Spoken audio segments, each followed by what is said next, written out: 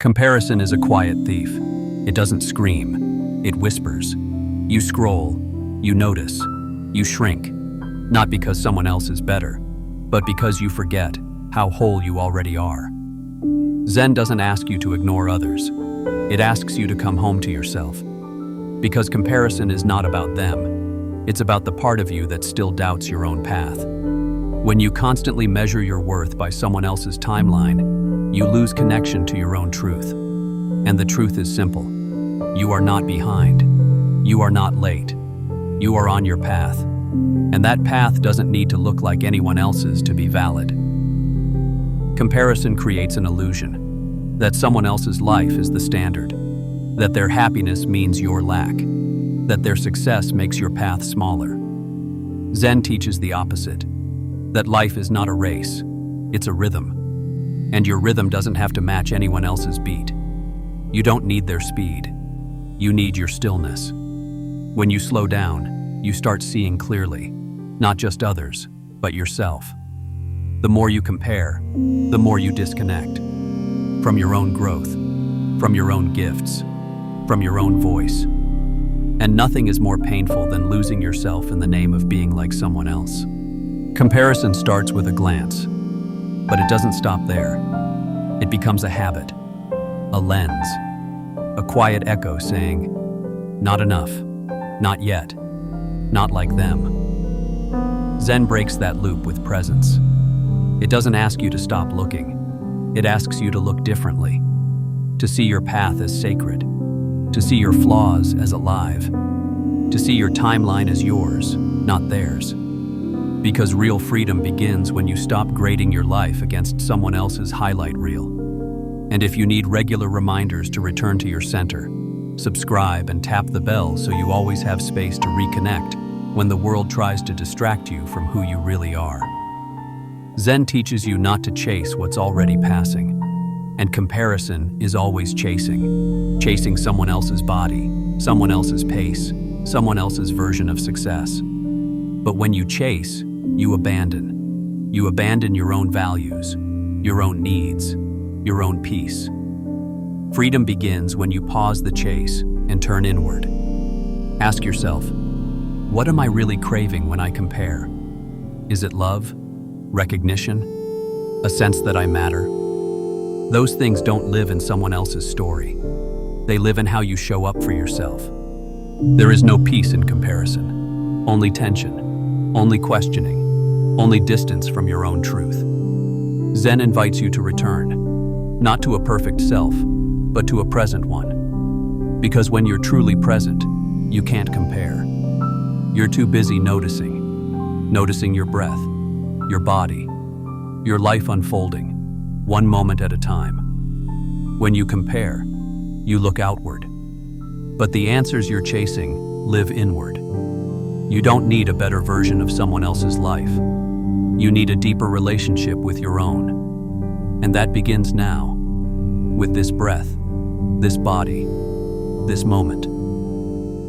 You were not meant to be a copy, not meant to match, not meant to shrink yourself to fit someone else's shape. Zen doesn't ask you to compete. It asks you to witness, to observe the life that's unfolding uniquely through you. No two trees grow the same way, yet each stands tall in its own timing. No flower looks at the one next to it and questions its bloom. Why should you? When you compare, you dim your light to measure someone else's.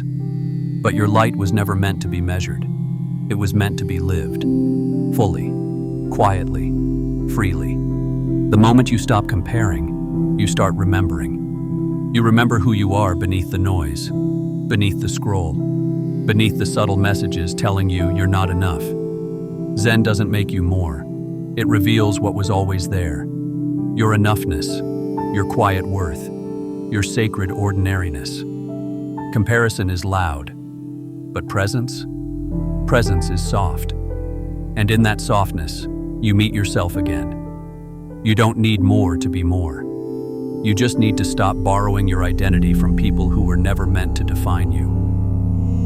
Freedom begins with awareness, and the first step to ending comparison is noticing when it begins. Zen trains the mind to notice without judgment, to pause when the thoughts creep in. I should be further. They're doing better. Why not me? And in that pause, you reclaim choice. You choose breath over shame. You choose presence over projection. You choose your path, even if it looks slower, quieter, simpler. Because peace isn't found in someone else's journey. It's found when you honor your own. Every time you notice comparison and choose return, you plant a seed of freedom. Comparison is a habit, but so is compassion. And Zen teaches you to choose compassion, especially when the old voices come back. The voice that says, "You're not enough. You should be more like them. You're falling behind." Don't fight it. Don't obey it. Just notice it and respond with gentleness. Say, "I see you, but I no longer believe you." This is the heart of self-freedom, not to silence the noise by force, but to meet it with such calm presence that it forgets how to scream. Every time you do this, you build a mind that honors itself instead of comparing itself. You won't unlearn comparison in a day. It took years to build that habit. It will take practice to undo it.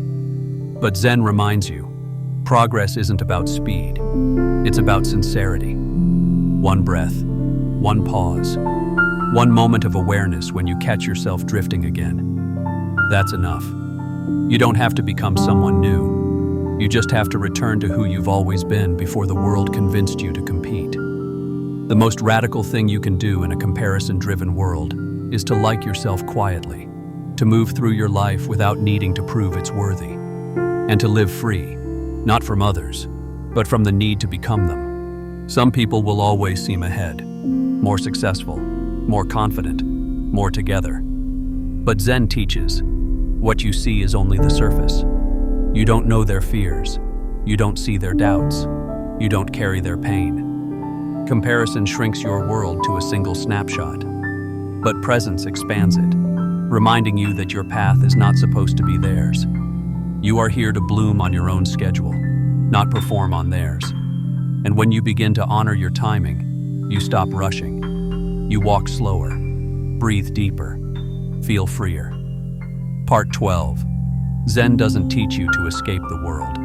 It teaches you how to see it clearly, without filters, without craving, without the need to match anyone else's image.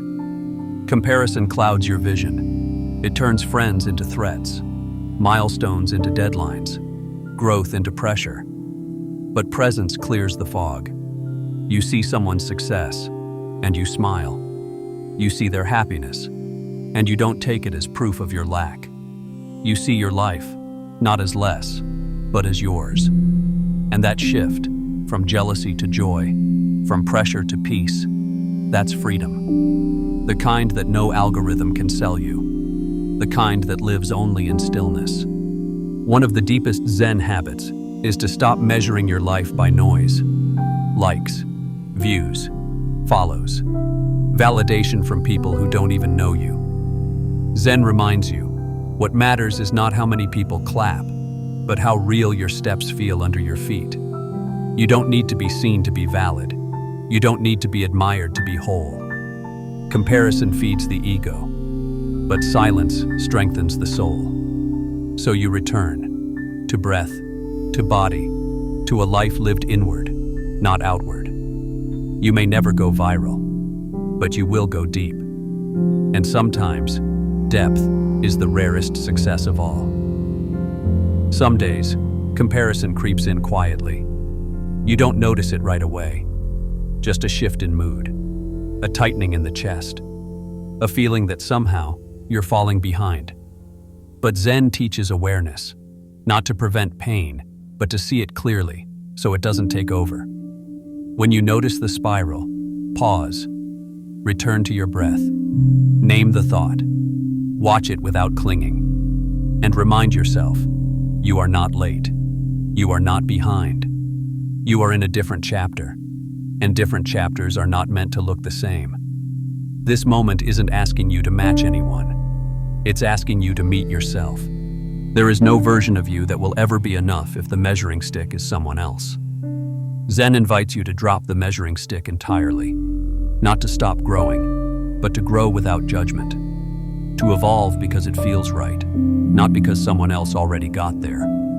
The seed doesn't rush because the tree next to it is taller.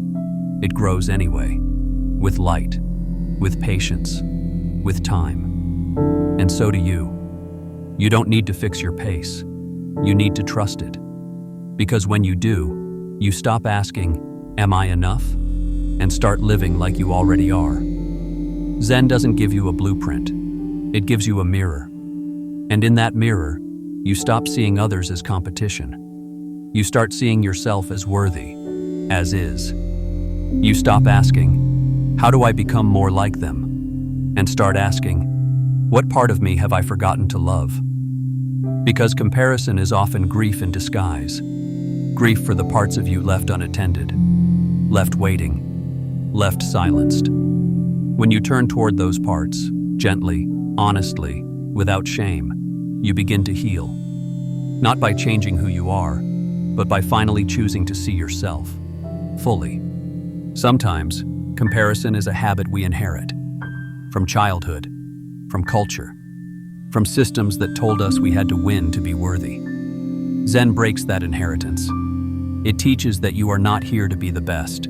You are here to be whole. You don't need to outrun others.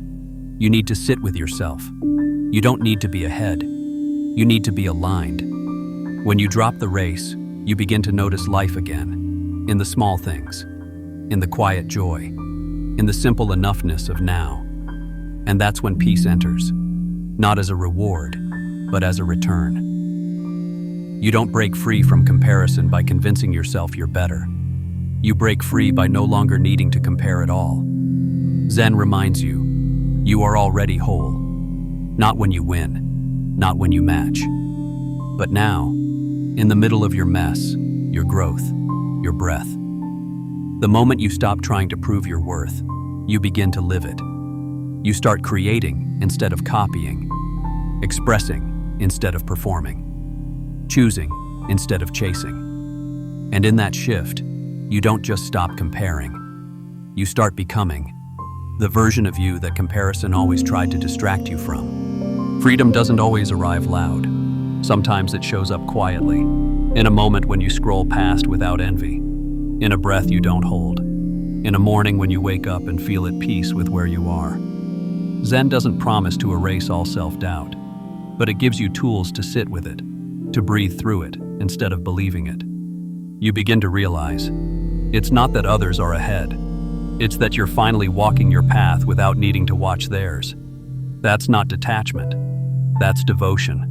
To your own life, your own rhythm, your own unfolding. You are not your pace. You are not your status. You are not the image others project onto you. Zen clears the mirror, so you can see yourself without distortion, without pressure, without the need to become anyone but you. Letting go of comparison doesn't mean you stop growing. It means you stop growing for approval and start growing from love. You begin to live slower, speak softer, and move through life without apology. This is self-freedom, not the loud kind, but the kind that feels like breathing again. Now tell me, what's one moment you caught yourself comparing and chose peace instead? Drop it in the comments.